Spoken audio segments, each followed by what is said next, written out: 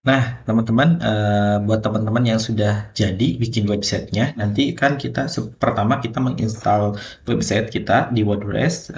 Jadi kita install di cPanel, kita langsung ke buka Shoptaculous dan kita bikin websitenya dengan menggunakan WordPress. Jika sudah jadi, langkah selanjutnya adalah men-setting. Nah, setting ini nanti ada secara general kita setting, kemudian dengan permalingnya. Bagaimana caranya? Nanti saya akan lihatkan demonya kepada teman-teman cara men-setting secara general sampai dengan permaling dan sebagainya.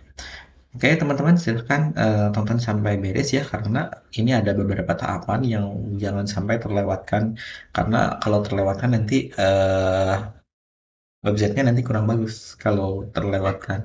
Jadi silahkan tonton sampai habis ya teman-teman ya. Jangan lupa untuk like, subscribe, dan nyalakan notifikasinya biar channel ini semakin berkembang. Oh teman-teman, nah hari ini saya akan melakukan setting ya, setting di kita akan setting ya, setting permaling ya. Jadi melakukan setting di website kita. Nah, pertama kita yang harus disetting adalah secara general, secara umum. Jadi ketika website kita dibikin, nah kemudian kita setting dulu. Nah untuk settingnya di sini kita judulnya apa? Misalkan ini saya akan berikan judul untuk website saya adalah toko baju anak misalkan. Nah kemudian URL-nya apa? Apa kamu ini atau mau ditambah www dot misalkan. Ya, misalkan www dot kayak gini. Itu disesuaikan ya, sesuai kebutuhan. Atau kalau saya sih gunakan cukup pakai yang ini aja. http 1d dot ya pakai itu ya .com ya. Nah, kemudian usernya ini eh, sebagai subscriber atau sebagai author atau sebagai editor atau sebagai administrator. Kalau saya sebagai apakah sebagai admin ya, jadi user ini itu digunakan sebagai admin atau sebagai apa? Sebagai admin saja. Saya akan menggunakan si user ini sebagai admin ya untuk website saya. Maka sebagai admin. Tetapi jika kan nanti untuk di setting ini nanti akan ada beberapa user. Kalau teman-teman menggunakan membership itu jadi ada sebagai admin, apakah ada sebagai subscriber, apakah sebagai customer. Jadi kalau untuk toko online, nanti kan ada toko online itu yang mengharuskan orang-orang itu kan harus bikin akun. Nah, harus bikin akun untuk membeli sebuah produk. Misalkan di sini, misalkan kalau teman-teman toko online kan harus bikin akun dulu nih, biar mereka itu bisa login ke toko online. Nah, jadikan mereka sebagai customer. Tapi kalau teman-teman sebagai yang punyanya, teman-teman sebagai administrator. Nah, kalau jadi disesuaikan ya. Apakah kalau ini untuk apa subscriber itu kalau misalkan punya apa tentang tutorial misalkan jadikan mereka terus mereka itu menjadi member ke kita subscriber. Bisa kayak gitu sebagai subscriber.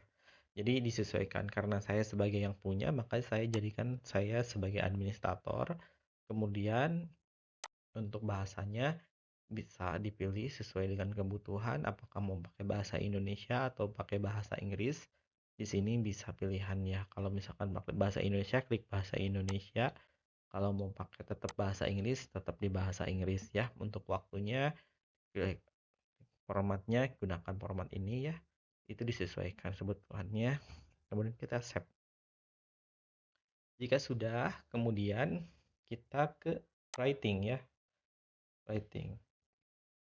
Nah, untuk writing ini eh, udah ya kayak gini aja standar ya. Atau mau pakai apa di sini? Kalau saya sudah langsung aja ini mah standar ya, kayak standar. Untuk reading, nah reading sini, nah ya, jadi ini display homepage display ini jadi untuk tampilan. Jadi tampilannya itu apakah tampilan di depannya itu apakah your latest post, jadi apakah postingan terakhir atau tetap statis, page-nya statis itu terus gitu ya. Jadi tampilan depannya itu terus gitu halamannya itu. Misalkan halamannya saya akan menggunakan eh, my akun atau chat gitu ya, ini keranjang misalkan. Jadi tampilannya seperti itu we. Jadi tampilannya teh misalkan ini saya contohkan, ini gunakan chat ya, gunakan tampilannya itu homepage ini statis ya. Jadi tampilan teh itu tuh ya nggak ganti-ganti gitu ya. Nih ini cocok kalau menggunakan statis ini kalau teman-teman menggunakan landing page. Jadi kalau landing page itu tetap aja tampilannya seperti itu, landing page yang berhubungan nih, misalkan saya landing page-nya tentang ini nih, misalkan kelas pendigital. Nah, ini kalau yang kelas one digital ini saya menggunakan yang ini, yang statik. Jadi tampilannya tetap kayak gini. Tampilannya teh depannya itu akan tetap gini karena menggunakan statis. Nah, misalkan kita gunakan chat ini. Jadi tetap kayak gini. Jadi kalau menggunakan ini, jadi tampilan depannya teh tetap kayak gini. Nah, beda lagi. Kalau misalkan tampilannya mau pakai yang mana? Simple page, pakai shop atau apa. Jadi sesuaikan. Tampilan depannya itu, layar depannya itu, home page-nya itu mau tetap atau postingan terakhir kita. Misalkan punya produk.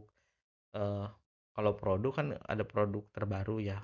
Kalau produk atau jualan online mending pakai status post ini. Kalau statis itu enakannya ya untuk landing page kalau menurut saya ya.